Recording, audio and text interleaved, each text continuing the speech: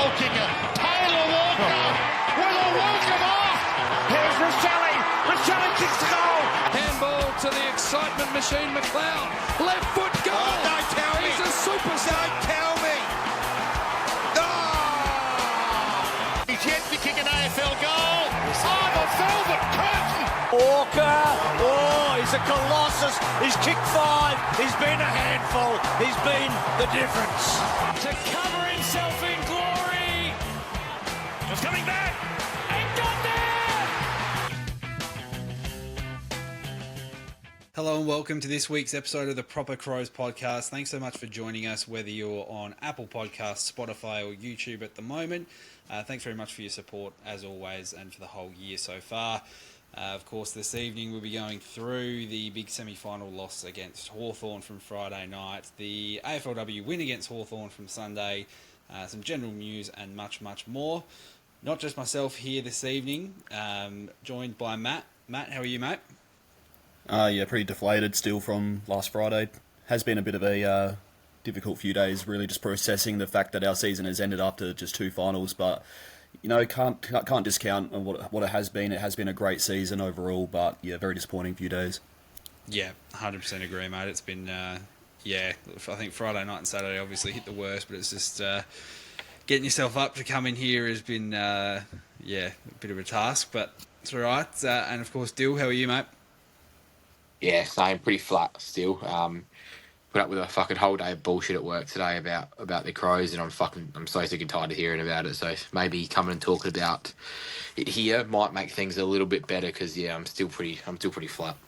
Yeah, absolutely. Hopefully a bit of closure. And if you're listening on at the moment and having similar feelings to us, as I'm sure a lot of you would, hopefully you can get a bit of entertainment at the very least out of us, probably crying on camera for about 45 or so minutes.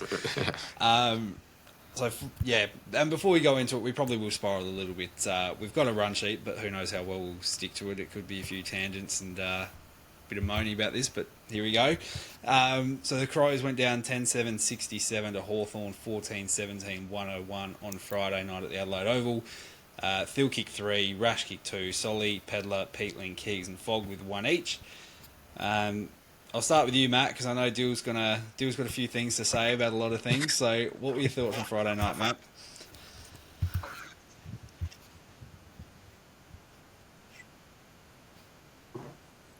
Nope. You there, Matt? Oh, sorry, I was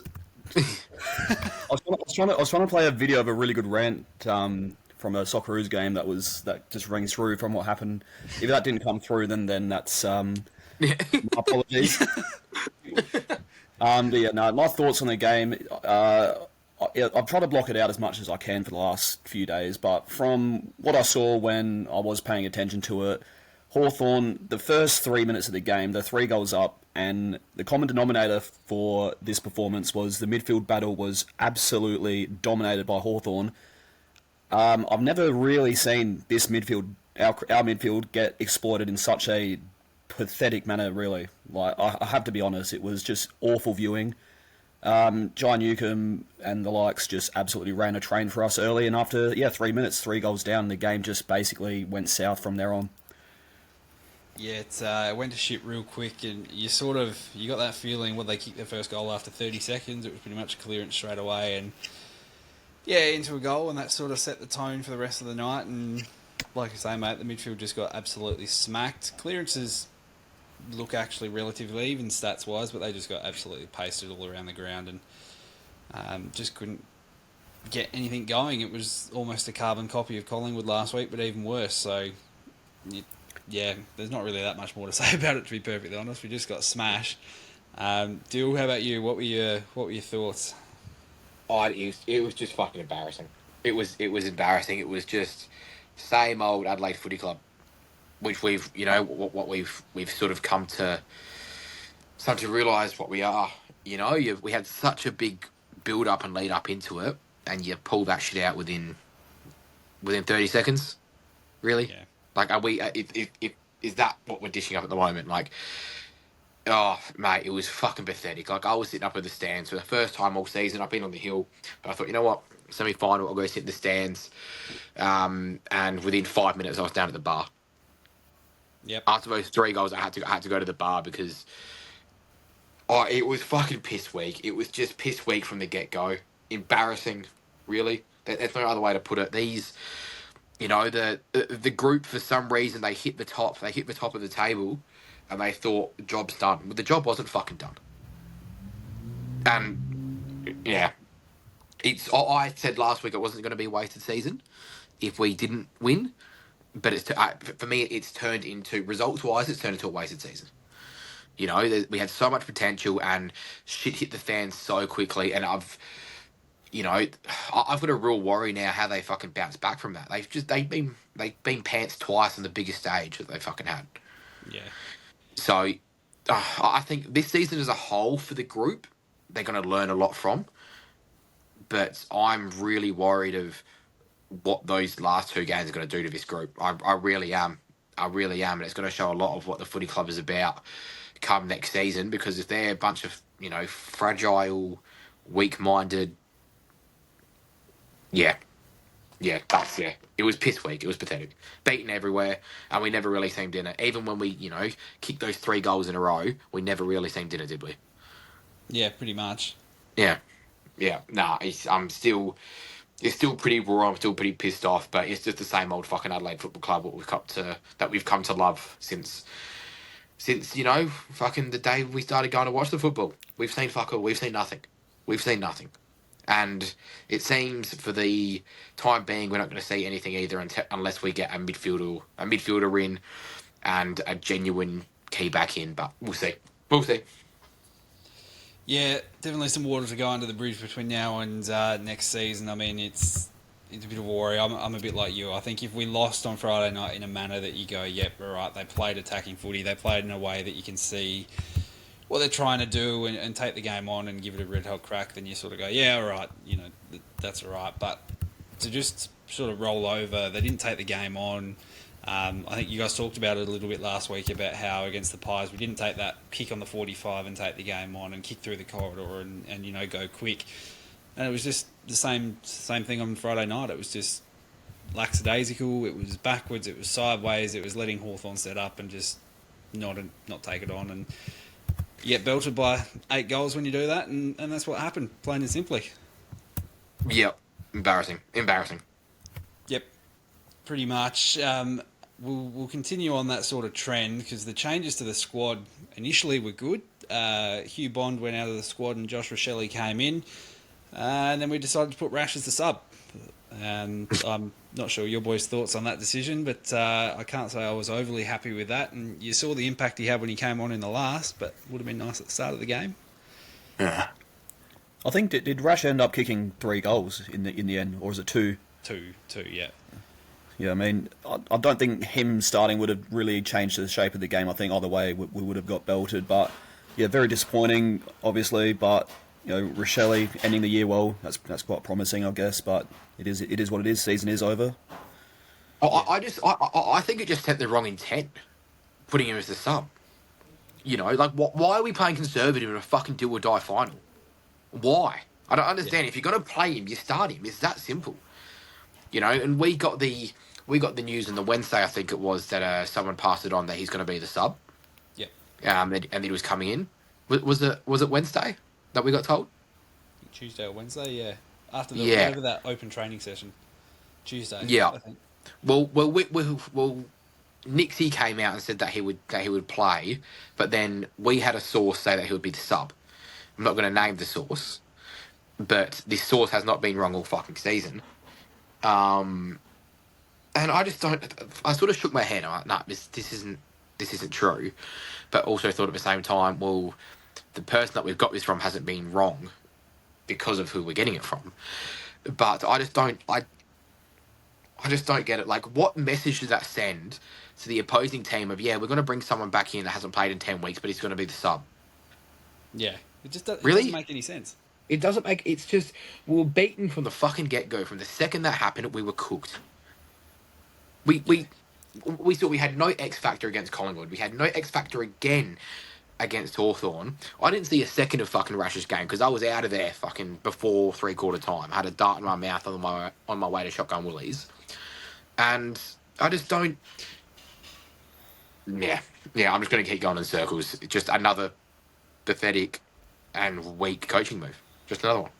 Yeah, it was poor. It was very poor. And he came on straight away. He kicked a goal early in the last. And you know, I just want to call out, who was it? Back to the Bench TV on Instagram, having a crack at him for celebrating, trying to get the crowd and the team up. 5 goals down with, 17 minutes to go still in the game.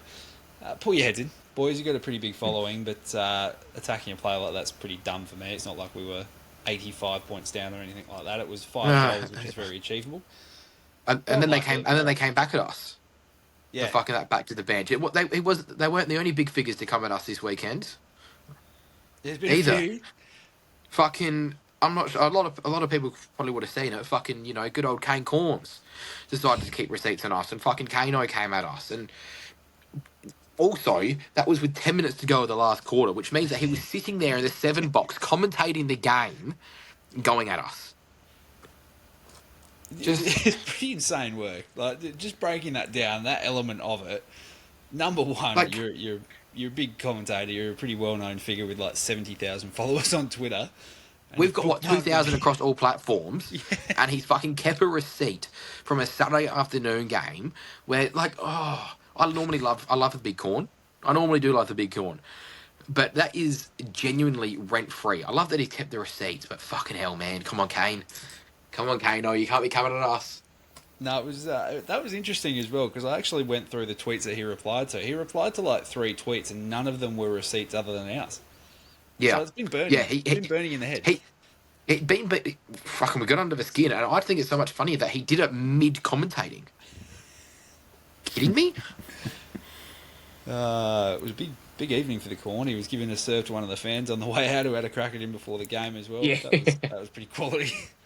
Yeah, fucking hell. I think if you're going to give a crack at a high-profile person, at least have the decency to turn around and cop it, because from what I've gathered, he was having a go at Kane Corns for not standing up during the national anthem, even though he apparently was.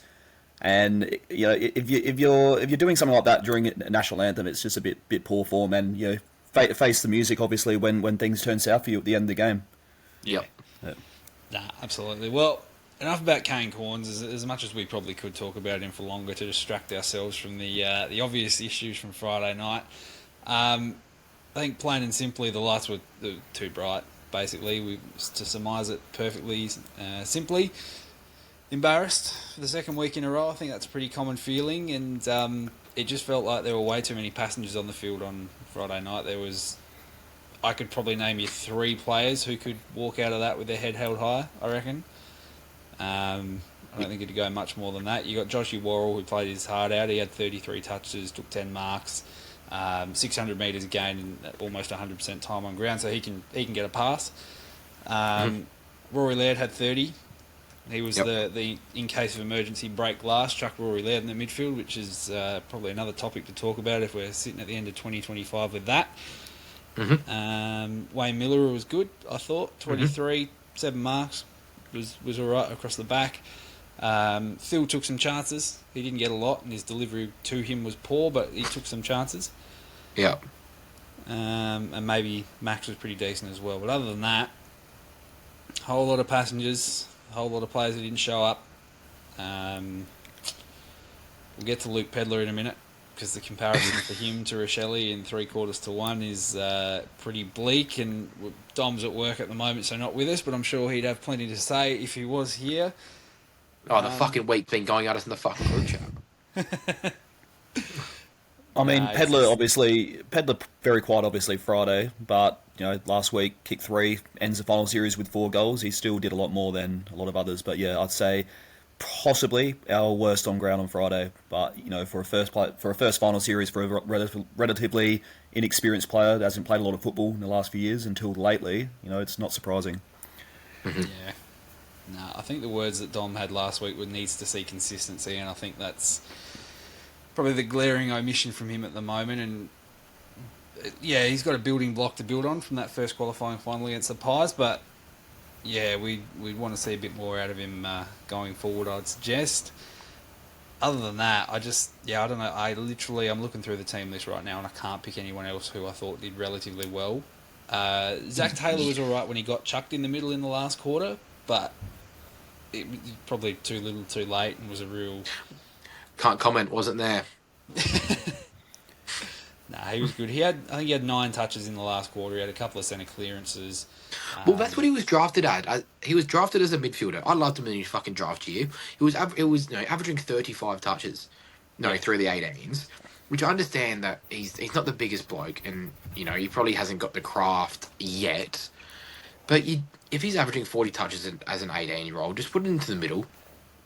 Tom Powell was doing the same thing as an 18-year-old, or as an underager as well, but averaging 40. They put him 40, did fuck all. Alistair Clarkson put him into the midfield out north, and he's playing well. Just change something for fuck's sake. Like we're not doing this Rory Laird thing, and Yeah. Again, we're not doing this again. We saw Ben Keys and Rory Laird in there. What are we, fucking 2020? Seriously. Yep. Someone fucking show something. Someone show something. No, 100%. Fuck. It felt like 2020. There was just, a lot of those sort of players that you just go back to, and chucking Rory Laird through the middle, and Brodie Smith's rolling around doing not a heap. He was alright, had a few moments, but wasn't doing much, and it was just a whole lot of disappointment. Really, there's not much more to say about it, to be perfectly honest. I'd rather talk about anything other than the game at this point. I think. Yeah. Like It's just like Darcy Fogarty, fucking weak. Isaac Cumming, weak. Like, yeah. I have to say, I'm a huge Sam Berry fan. His final series was not good enough. But, coming up against the elite midfielders, I don't think you stand much of a chance in the big games like this unless you chuck in some big name players yourself. But, it's just very disappointing, I think. Yeah. Yeah. Yep. Yeah, I don't think there's honestly much more that we can go on about. It's just plain and simple. It was pathetic, piss weak, and embarrassing for the people that have been waiting for fucking 8 years. We've travelled, we've put hundreds and hundreds, thousands of dollars into this fucking club. We sat there, and you pull it out twice in a week after so much promise. Come on, man. We deserve better than that. We fucking deserve better than that. We deserve better than what we... Yeah. Just feels like, I reckon, probably the West Coast game onwards, the season did start taking a bit of a turn south. You look at the way we played that game, then obviously we backed it up with that great win against Collingwood. But even then, the signs were there that we weren't as flash and flamboyant as we had been at home, given we thrashed Gold Coast and Port Adelaide, and that Hawthorn win as well was very good. It's just, obviously... with everything that went down with the Rankin suspension, coming into the finals with the media on your back constantly, a young group that had not played finals here before, a lot of things is riding against the Crows, and I think that may have played a part, but you also can't put the blame fully on just that because you can't play that poorly in such important games as a group that have been winning games of football all year. Yeah, moving swiftly on from that interesting chat. I think we touched on it a little bit earlier. I think the coaching was poor, as well as the players not really turning up. Nixie probably had got a few selections wrong as well. Keane going to Gunston was an interesting choice, and he got towed up all night. He wasn't the right player for Gunston. He was never going to be the right player for Gunston, and yet we persisted with him all night, and Gunston towed him up. I didn't really understand that move, to be perfectly honest, and it got exploited pretty quickly, and we just didn't want to make any changes down there. Yeah, it felt like it was Don Pike all over again. Yeah, it was very, Chris Massey on Buddy Franklin in 2007, we refused to make a change and, get towelled up all night, but, yeah, just genuine pain, really. I fucking hate this sport. Yeah. It's the best sport in the world when you're winning. It's like my weekend started on Friday night. Loss. Yeah. Then went out to watch Mowbray versus Golden Grove in a prelim final. Loss. Then got around the Houghton. Lost. Then got around Engle Farm. Lost. Then got around the Gold Coast Suns. Lost. I can continue. Got around the Canberra Raiders. Lost. Put a multi on. Put fucking shut up. Put a multi on. Then had to sit there and fucking endure a Southampton Portsmouth 0-0 draw on a fucking Sunday night. Kidding me? Do you have any choice words for Segacic, given the Australian influx of players that play in the championship? Jesus. Moving on. I reckon we'll move forward. Yeah, we'll move forward to some feedback for the listeners. And again, if you're listening, we thanks everyone for your support. At Proper Crows Podcast on Twitter, Instagram, TikTok, Facebook, you name it, you'll find us there. We'll start with Facebook here. We have Dawood Tuckwell, who is a very consistent contributor to comments on our posts, so thank you very much for your support, Dawood. He says, I've said for quite a while that the Crows have improved a lot, yet in all honesty we have been 5th or 6th best side in the competition. The minor premiership was an aberration and tonight just showed that. Probably a fair comment.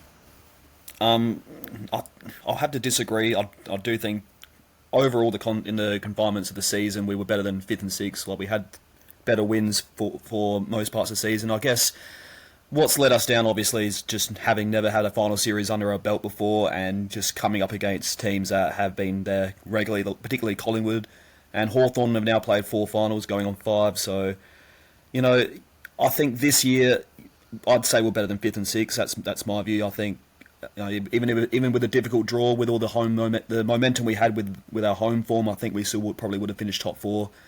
But we have to use this year obviously as a building block. Otherwise, we do risk just dropping off, which I think could happen if we don't use this as motivation to do better next year. But I just hope that this doesn't derail the playing group going into a new year, because it really should be used as fuel for next year. Because to go from 15th to 1st, you just cannot take the foot off the pedal and just go back to a mid-table mediocrity kind of club. Yeah, I think that's probably my biggest fear as well. And I was actually talking with someone at work about that, because for the duration of my life, it's been, the Crows look good, next year's the year, and then you just drop off. 2012, you make a prelim, you go, you got close to the Hawks, we'll be back next year. You miss finals.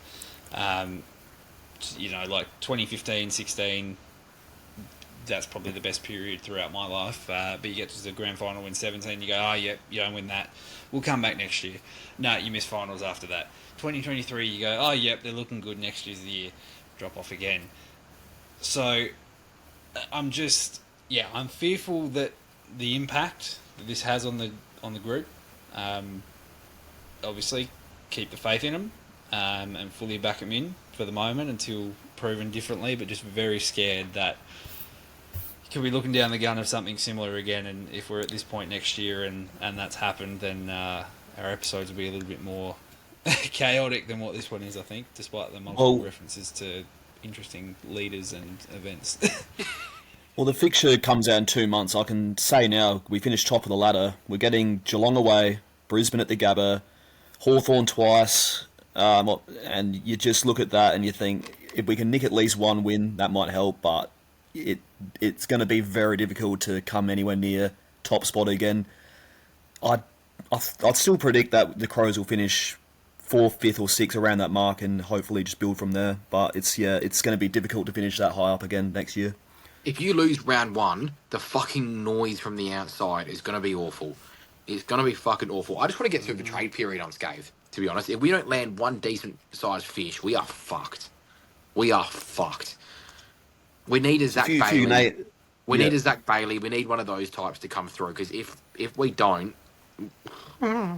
We've seen, just before recording this, Christian Petracca is looking on and out again, and Tom Morris reported that is a couple non-Victorian clubs that are having a look, and I would say we are one of those, just because of the A and B, the Nibbler connection, the Burgess connection. I'm not going to say that we get him, but we need to be fucking balls deep in this. We need to be balls deep in one of those type of players, and if we're not, fucking I'm really concerned about the midfield mix. We need one more, and people will say, Sid Draper this, Sid Draper that. Sid Draper isn't fucking ready for right now. He's not ready for right now. He's not going to be ready for another 3 years. So unless Dan Curtin comes out of the blue and, does a Bontempelli type thing, we are in all sorts. We are in all sorts. Yeah. Do you feel that next year could be a bit like you look back to Port Adelaide in 2021, the year after they started the year shockingly bad, missed the finals, and then they got back on track and made a few prelims, or one prelim and one semi-final. Mate, if we miss finals next year, this fucking podcast will be cancelled because of the bullshit that I'll be fucking spouting all season. Do you feel like if we were to miss the finals next year, the job of Matthew Nicks becomes under enormous pressure, given He'll that be gone. he He'll did be not? gone. Yep. Do you feel that he'll get a contract extension beyond this season, given they have finished first? No. No way. If we don't win a final next year, he's gone.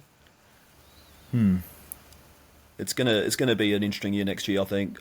It's Do you agree though that if we miss finals next year, he's gone? Oh, 100%. Yep. I think it depends on, obviously, injuries is a key part. If we lose a player like Dawson or Thilthorpe long term, we won't play finals. And I think that is the Crows' biggest issue. They've got some okay players that have come in, done a role this year. You just cannot lose any of your Worrell types, Thilthorpe. We'll go and say Rankin, which has obviously affected the Crows. Mm-hmm. And, you just cannot lose a big fish in a team that relies on them, basically. Whereas clubs like Collingwood and Brisbane, they do well kind of cover that with the players they've got available. Because they're proper football clubs, that's why. They're fucking proper football clubs. Are you suggesting the Crows are woke, Dylan? Yes, I am.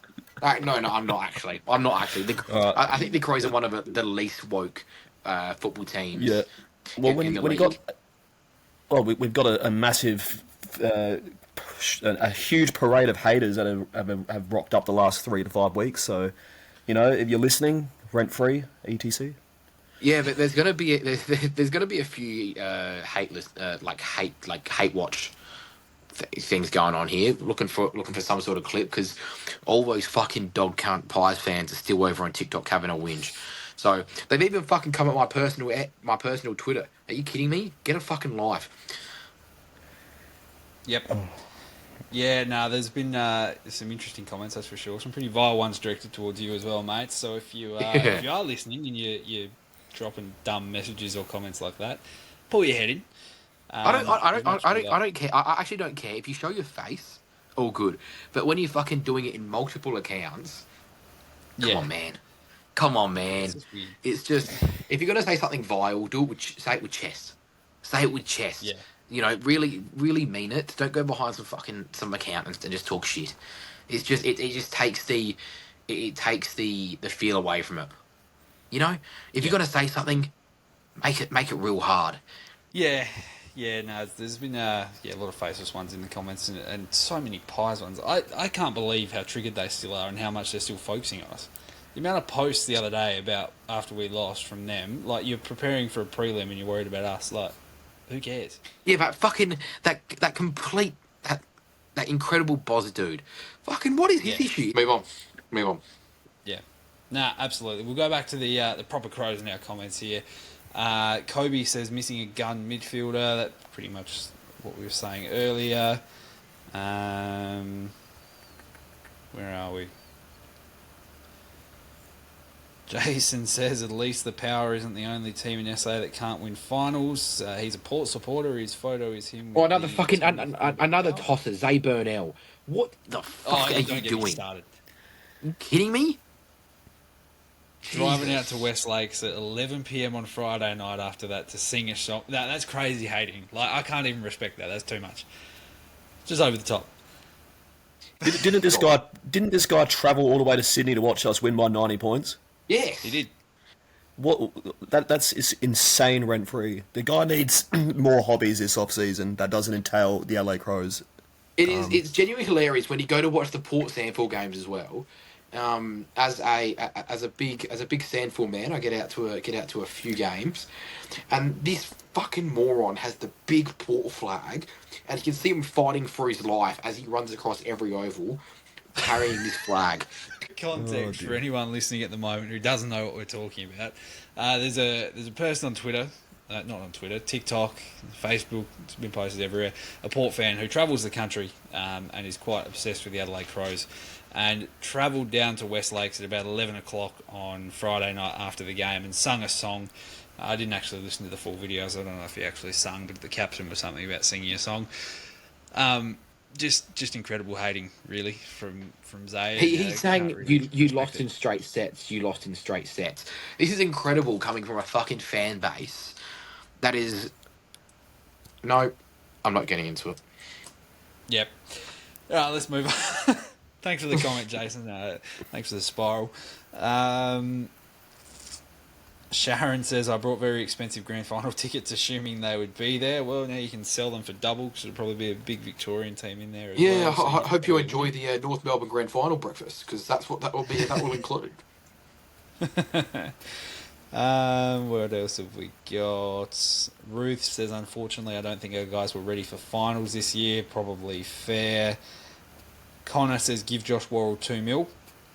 I'm happy with that. He has proved himself very, very well over the whole final series and the year as a whole.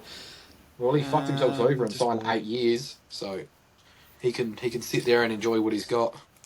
Win us the flag, you have 2 mil, Joshy. Yep, unless it's back-ended, you never know. A lot of people just saying they're disappointed. No words, disappointed. We'll go over to Twitter. Brett says midfield needs some A-grade talents. The defence covered up a lot in the home and away season. That's fair. Chris says pathetic end to the season. Nick's outcoached in both finals and didn't think I don't think he is the man to win us a premiership. We need a new coach with different ideas that can hopefully take us to a new level. So the Nick's out crew are starting. What do you mean to a new? I'm sorry, but to a new. I know I just sat here and witched. What do you mean a new level? We went from 15 to first. That's a completely different level. It's the only time that's ever happened in the game's history. Yep. I understand that we just sat here and whinged for half an hour about it. But he needs another go at finals, man. You can't say to another level. That's just I'm sorry. I appreciate the comment, appreciate the listen, but that's just a ridiculous comment. I'm sorry. We put it into perspective. The Crows finish this year 7th or 8th. They win a final and they get pumped against Hawthorn in the semi-final. Everything would be viewed completely different. They'll be saying, well done on Adelaide getting back to the finals. It's the fact that we just kept winning every week and just got to a level that no one, including the most optimistic fans, thought we'd get to. And then obviously, once finals arrived, team that has never played finals before ultimately couldn't do what some other clubs could in those predicaments, but it was a completely ridiculous rise in fortunes given the last 8 years of depression and mediocrity. I think the Crows had a great season in that aspect, and it's obviously the goalpost will move next year. We got to just at least win a final next year. Hopefully, we can do that by finishing top 4, top 6. But it will be a very difficult season, and we have a difficult draw. There's some grounds obviously I mentioned before that we have not won it in a while. Just you can't knock the season for what it was. It's a disappointing end of the year though. Yeah. No, 100%. And lastly, we've got one from Don here who raises a couple of points. Some I may agree with, some I may not. He starts it by saying it's time for Tex to retire. I don't agree with that one. But compare him to Gunston at the same age. Everything in the midfield was terrible. O'Brien is a con man who gave up after he re-signed. And someone get on the phone to Sturt and borrow Marty Mattner for next year. They actually look finals ready. I don't know if Marty Mattner's the man to jump in the coach's seat, respectfully. Did he just compare Sturt to... Fucking hell. Thanks, Don. Appreciate the comment, pal. I appreciate the comment, but if we're talking about Sturt, who are doing well in amateur football like the SNFL, which is what the league has become, it's a strange comparison. That's all I have to say about that. It's a really strange comparison, actually, with the league that can't run itself. I'm not going to go down that route because I'm just going to... People will be upset. People will lose their jobs. So I'm going to... Let's skip over this handful. Indeed. Thanks everyone for your comments at Proprt Crows Pod on Twitter, Facebook, Instagram, TikTok, YouTube. Look for a Pies fan commenting somewhere. You'll probably find our page somewhere in the mentions. Other than that, we'll jump on to our 3-2-1s for the week. This is an interesting one. Who you got for your one, Dyl? Fuck. I haven't even thought about it, Benny. Haven't even fucking thought about it. We'll go Rory Laird. I've got nothing else to say. He's probably one of the only ones that fucking stepped up and had some sort of spine, so. Pretty much. Matt, how about you, Matt? 1 vote, Josh Worrell. 2 votes, Josh Worrell. 3 votes, Josh Worrell. Yeah, that's probably a fair comment, to be fair. Yeah. I'm going to give Wayne Miller a vote because I do think he was quite good. And yeah, I'll follow Dyl actually. 1 vote for Rory Laird, 2 for Miller, a 3 for Worrell. I think Joshy Worrell gets a 3. There's no question about that. Yeah, I'm exactly the same. Yeah. I'm exactly the same. I'll sit down during the week and have a look through all our votes and see who's won the PCP first medal. I think we all know who it will be, but... Are we going to rock up?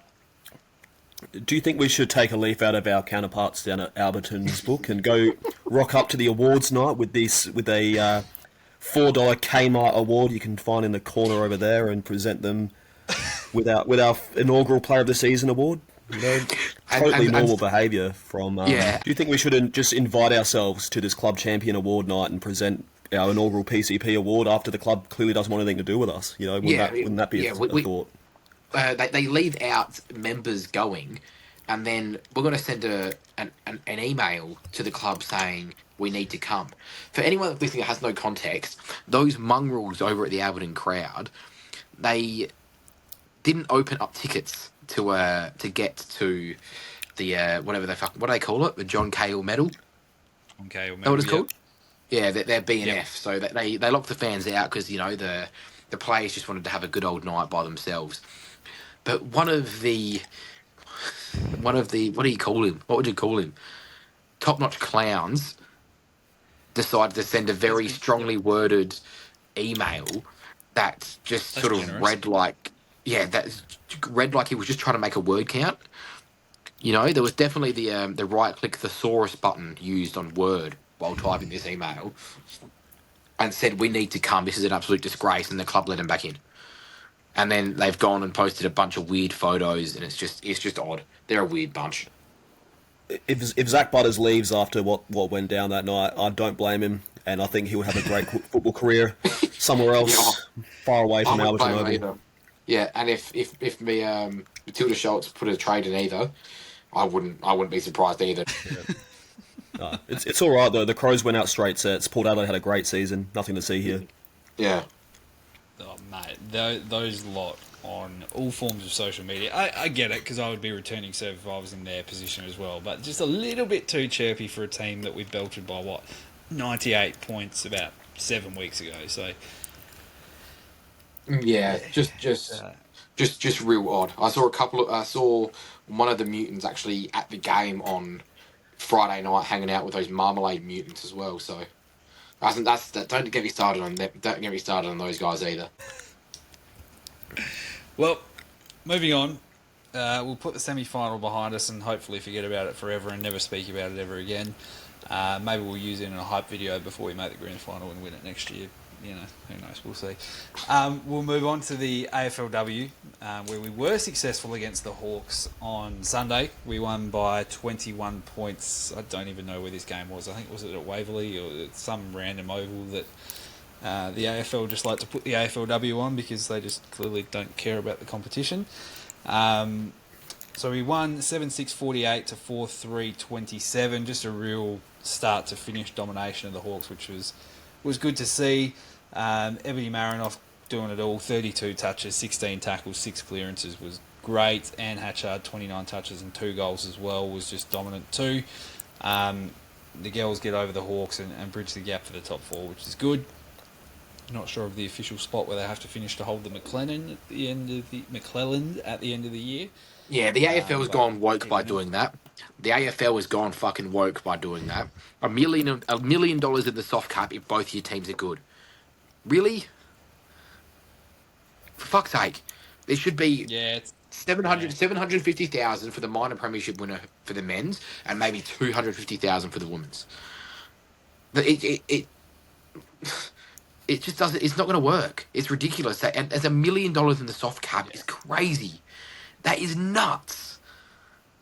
Yeah. That is a lot of money to get another assistant coach in or something like, or pay a line coach a lot of money, which is what we need. Because we need Nathan Van Burley out of my fucking club. Do you think that he has what he achieved at West Coast has failed to transform that into Crow's success? I suppose. So, 100%. What are your thoughts on him as a? He's got blood in his hands over these results. He's got blood in his hands. Like, we got smashed for the last 8 weeks of the season in the midfield. He fucking did diddly squat. He sat there and said, "Oh yeah, like I look nice." Fuck off. Yeah, no, definitely need some form of change in there for sure. But where that comes from, I'm not 100% sure. Or who they get in, it's obviously there's probably still a few changes at different clubs to happen before the end of this year yet. So.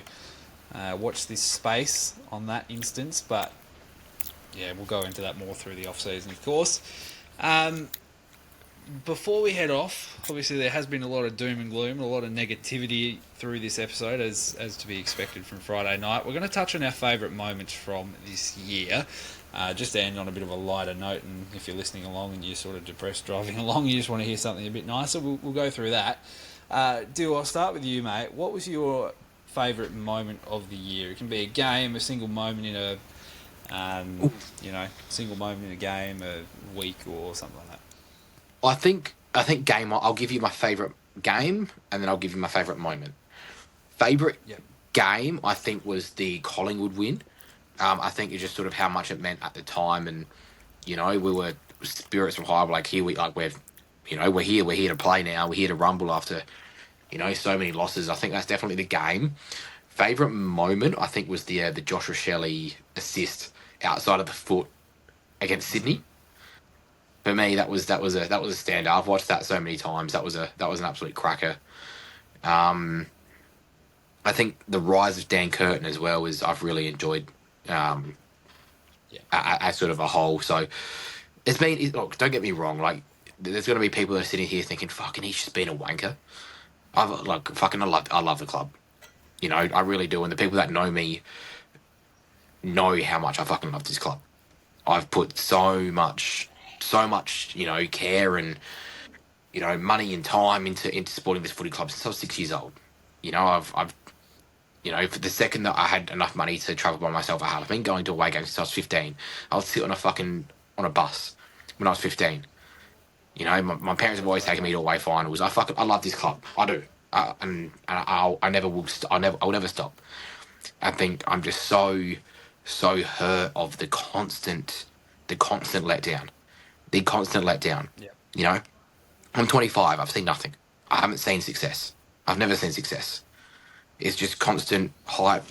We get here and it's just fucking all the way back down. It's just, it hurts, and you have a season like this after 8 years of basically fucking torture, and to serve up the type of shit they have for the last 2 weeks that's why I'm something needs to change now, because we thought that this was a different football club to what it was. We've been so used to being the laughing stock and the joke of the comp, and we're just back to that again.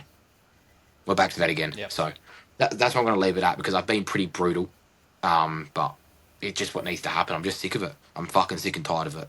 So I hope for everyone's sake that we do go out and do something this next couple of years, because every single one of us deserve it. I'm not saying that I deserve it any more than anyone else. I just think I'm so invested in the cause and so hungry for it, I guess, that I just feel like the club owes us all something. I feel like the club owes us something. They don't, but I feel like they do. So I'll leave it at that. Yeah. Nah, I fully agree with you, mate. And I just want to give a shout out to Reese on Twitter, who posted the other day a version of a St Kilda jumper, which I thought was pretty relevant on Saturday morning, where it was just their old logo standing on the Premiership Cup, and the jumper says, "Just once before I die." It's starting to feel like that. I remember maybe when I turned 21 or so, I was like, just one before I'm 30, and I'm happy. And I'm pushing. Well, I'm 27 now. You got a couple of years left to do me right, Crows. But like Dill said, obviously we don't deserve it more than anyone else or anything like that, but it's just getting to the point where you get up so many times and you get let down. Like I was saying earlier, you think, yep, next year we're going to be around the mark, we're going to do it, get there, and you just get let down every single time. So, Yep.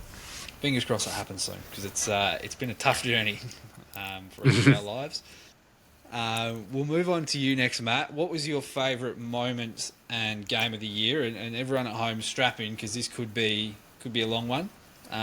We love the way that Matt goes about it. Could be a lengthy one. So run us through it, mate. I'll probably go with Sydney away. Just before halftime, I think Fogarty put us, 11 or 12 goals up, and I think Swans, at that point they conceded like about 11 or 12 goals in a row. At that point in time, you just knew that we had turned a corner, that we were definitely going to play finals this year at bare minimum. And, all of us have done so many away trips over the years, and very rarely have we actually won, never, and let alone win by 90 points. So against Sydney, who obviously finished first year before, that was obviously the level we wanted to get to this year. And to be that good in a game like that, obviously Sydney started the year poorly, but they're still the Swans. They still had never lost a game by a margin like that at home in this century. That was my favourite moment. Just a win like that against a very good opposition. I thought that was the best of the year. My favourite, I think our best win though, probably the Brisbane game. We were 3 goals down at 3/4 time. Brisbane kicked themselves out of the game, but I think we kicked 5 straight to the 8 behinds in the last quarter. And Jordan Dawson, I think that was probably his best game as captain this year against such a quality team, the reigning premiers. And that was another turning point where we went 9-4 on a Friday night, and everything was just looking so good at that point. So those are my 2 favourite moments in games.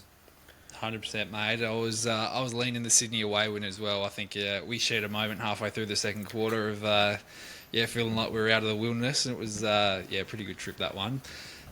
For me, moments wise, I'm gonna mention the last time we played Hawthorn before the semi-final with about 30 seconds to go or 45 seconds to go, and just the applause that went up around the stadium and the cheering for the last probably minute or so of that game. That was special. I sent it through to the group chat last night. It came up in my memories at a very cruel sort of time, but looking back on that was a very special moment, obviously getting that win. I think games, there's been so many this year that have been really good. I'm going to go with the Bulldogs win at Marvel, because that felt like one as well that was like, it was a real prove-it game, and there was some fallout of that, and the night maybe didn't end so well for me, but for the Crows it was a big win, a big win against them, and the fallout from Kane commenting and bookmarking a video we made from that game as well. So, that was a big one. A couple of favourites there.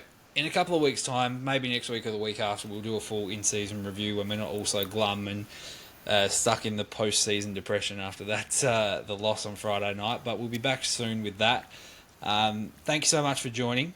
If there is anything you want to hear us talk about over the off-season, any ideas for episodes, do let us know by comments, DM us, whatever works. I think we'll be using Matt's incredible encyclopedia brain of mid-2000s footy and diving in on maybe some seasons or specific games or players and things like that, and just keep the content rolling through the off season and keep you guys entertained and engaged. But other than that, Proper Crows Pod on Facebook, Twitter, Instagram, YouTube, wherever it may be that you want to find us on social media, we'll be there. Thanks very much for joining, Matt. No worries. It's been a good few weeks coming on here for the first time, and looking forward to the next journey. Absolutely, mate. And Dyl, thanks so much for joining as well. All right, Dyl's just dropped out, so I'll just jump in.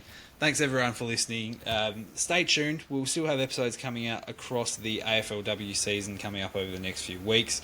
As I said, content over the off season as well. Thanks for all your support in this first year. It's been really cool to see everyone jump on and get behind us through the year. Other than that, go Crows. Ring the bell! Ring the bell! The bell in the city of churches! Stand up like Matthew Nicks and roar like you never have before! Jarman again, round the body, that'll do! Oh!